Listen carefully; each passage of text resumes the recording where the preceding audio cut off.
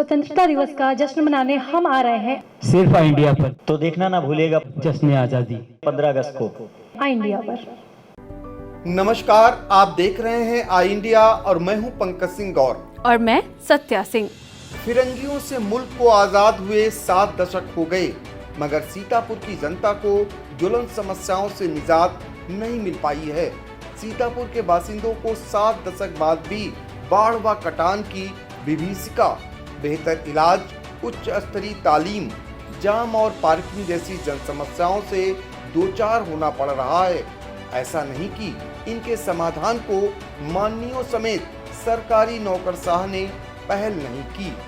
इन सब मुद्दों पर खूब कवायदें चली, कागजों पर प्रोजेक्ट बने। यही नहीं, जिला स्तर से शासन स्तर तक खूब फाइलें भी सरकाई गईं। कुछ प्रोजेक्टों को मंजूरी देकर पैसा भी रिलीज किया गया, लेकिन उन्हें धरातल पर अमली जामा पहनाया नहीं जा सका, मगर नतीजा सिफर ही रहा। ऐसे में सवाल यह है कि आखिर इन्हें कब तलक मिलेगी आजादी और कब पूरा होगा इनका ख्वाब।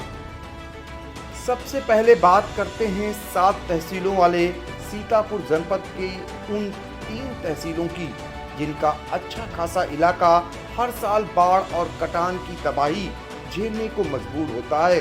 तहसील लहरपुर, बिस्वा और महमूदाबाद के सैकड़ों गांव नेपाल से छोड़े जाने वाले लाखों क्यूसेक पानी में डूबते और बर्बाद होते हैं।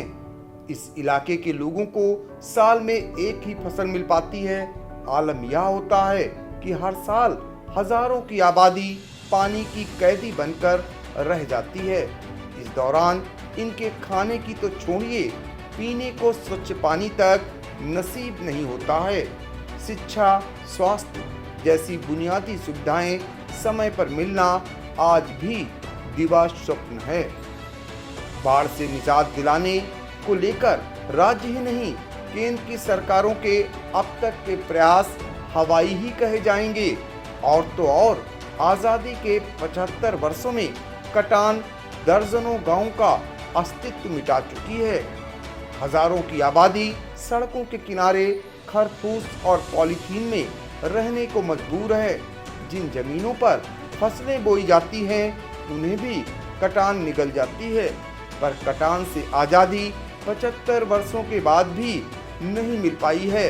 ऐसा नहीं, बाढ़ और कटान को लेकर सरकारों ने करोड़ों और अरबों खर्चने में कोई कंजूसी की हो, पर पानी का पैसा पानी में ही चला गया, जिस वजह से बाढ़ और कटान की समस्या से लाखों लाख आबादी को निजात नहीं मिल सकी। यहाँ के बासिंदों का कहना है कि जब देश आजादी की 75वीं वर्षगांठ मना रहा है, तब भी वह बाढ़ और कटान की बेड़ियों में जकड़े हुए हैं। देश के सबसे बड़े सूबे उत्तर प्रदेश की राजधानी से सटे सीतापुर जनपद में सरकारी स्वास्थ्य सेवाओं की तस्वीरें आजादी के 75 बरस बाद भी बेहद बीमार नजर आती हैं। यहाँ पर अभी भी शवों को परिजन अपने वाहनों पर ले जाते नजर आ जाएंगे। सड़क पर प्रसव होना तो आम बात है। जनपद की सीमा से 100 किलोमीटर का राष्ट्रीय राजमार्ग भी गुजरने से हर रोज दुर्घटनाओं में किसी न किसी की जान जाने का सिलसिला जारी है। उसके पीछे उस समय पर उपचार न मिल पाना एक बड़ा कारण बना हुआ है। यहाँ की पीएचसी हो या सीएचसी अथवा जिला अस्पताल, जरा सा गंभीर मरीज आने पर अपने फर्ज की अदायगी रेफर करने तक ही अदा करती है। ऐसे में सीतापुर से लखनऊ जाते जाते मरीज की जान चली जाती है।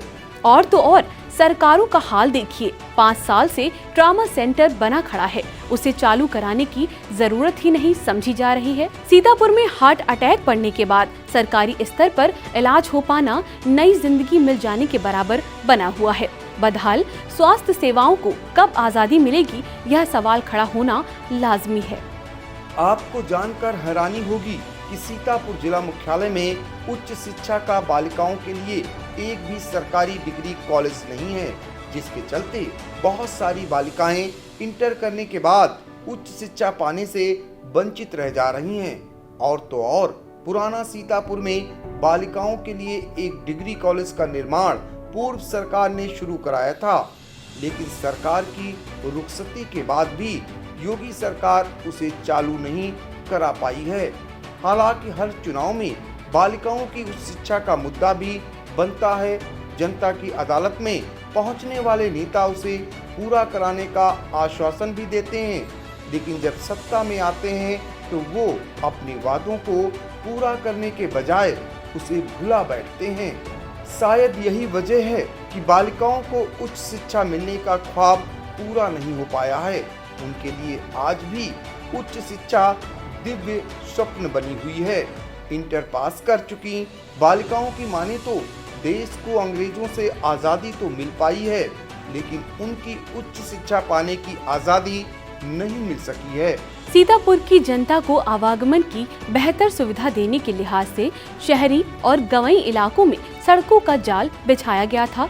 उस वक्त तो यहाँ के लोगों को आवागमन की बेहतर सहूलियतें मिली, लेकिन जैसे जैसे यहाँ की जनसंख्या में बढ़ोतरी हुई, वैसे वैसे सड़कों पर वाहनों की संख्या में इजाफा बढ़ता गया और सड़कें भी सिकुड़ती चली गईं।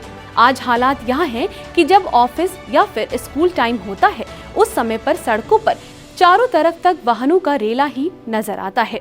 अगर चंद मिनट के लिए ट्रैफिक रुका तो सड़कों पर वाहनों की लंबी लंबी कतारें लग जाती हैं। ये हाल तब होता है जब शहरों में भारी वाहनों के प्रवेश पर प्रतिबंध लगा होता है, जिस कारण लोग जाम में फंसकर जूझते जरूर नजर आते हैं। अब ये हाल सिर्फ शहरों का नहीं, बल्कि छोटे छोटे कस्बों की हालत भी कुछ ऐसी ही हो गई है। दशकों से जाम की समस्या से जूझ रहे लोग हर बरस चुनाव में इसे मुद्दा बनाते हैं। जनता की नब्ज को टटोलकर उन्हें इससे निजात दिलाने का वादा भी करते हैं, लेकिन चुनाव जीतने के बाद वो अपने किए गए वादों पर खरा नहीं उतरते हैं।